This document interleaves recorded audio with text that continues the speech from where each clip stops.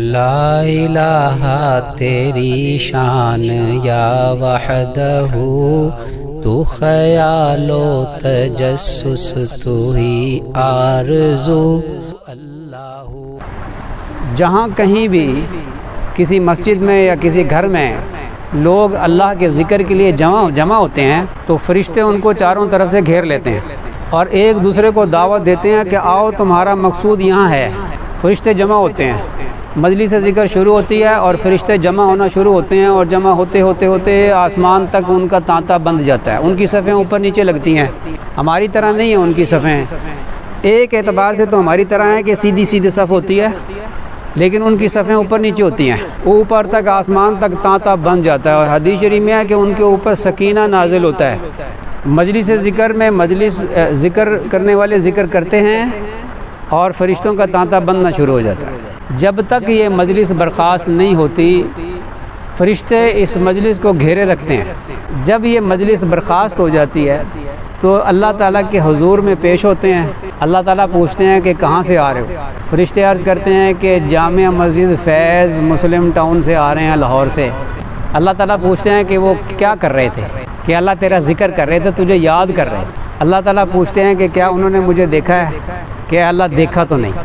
اللہ تعالیٰ فرماتے ہیں کہ اگر مجھے دیکھ لیتے تو اے اللہ پھر تو اور زیادہ تیرا ذکر کرتے اور تجھے یاد کرتے۔ اللہ تعالیٰ پوچھتے ہیں کہ وہ کیا چاہتے تھے؟ کہ اے اللہ وہ جنت مانگتے تھے۔ اللہ تعالیٰ فرماتے ہیں جنت کو انہوں نے دیکھا ہے؟ کہ اللہ دیکھا تو نہیں۔ اگر دیکھ لیتے تو فرشتے عرض کرتے ہیں دیکھ لے تو پھر تو اور زیادہ وہ جنت کی طلب میں لگ جاتے، جنت میں جانے کی کوشش میں جت جاتے، نیک اعمال کرتے خوب۔ اللہ تعالیٰ پوچھتے ہیں کہ وہ کس چیز سے پناہ مانگتے تھے؟ فرشتے عرض کرتے ہیں کہ اللہ وہ جہنم سے پناہ مانگتے۔ اللہ تعالیٰ پوچھتے ہیں کیا انہوں نے جہنم کو دیکھا ہے؟ کہ اللہ دیکھا تو نہیں۔ اگر دیکھ لیتے تو اے اللہ پھر تو اور زیادہ ڈرتے اور اس سے بچنے کے لیے پوری کوشش کرتے، گناہوں سے بچتے۔ اللہ تعالیٰ فرماتے ہیں کہ اچھا اے فرشتوں تم گواہ رہو کہ میں نے ان کو جنت عطا کر دی جس کو جو مانگتے تھے اور جہنم سے پناہ دے دی۔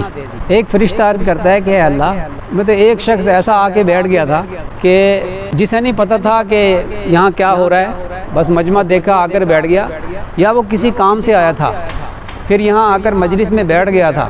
اس کا مقصد محفل ذکر میں شرکت کرنا نہیں تھا، لیکن وہ یا کسی کے انتظار میں یا یہ دیکھنے کے لیے کہ یہاں کیا ہو رہا ہے، وہ تو اور کسی مقصد کے لیے آیا تھا۔ تو اللہ تعالیٰ فرماتے ہیں کہ اے میرے فرشتوں تم گواہ رہو کہ یہ مجلس اتنی برکت والی ہے کہ میں نے وہ جو شخص آیا تھا نا بعد میں اس کی بھی مغفرت کر دی۔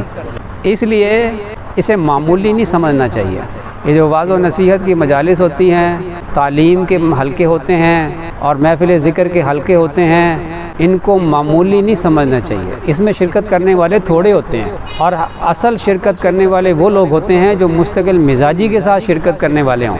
ان کو کہا جاتا ہے کہ یہ ہیں ذکر والے، یہ ہیں اس مجالس والے جو مستقل مزاجی کے ساتھ ایسی محفل کے اندر شریک ہوں۔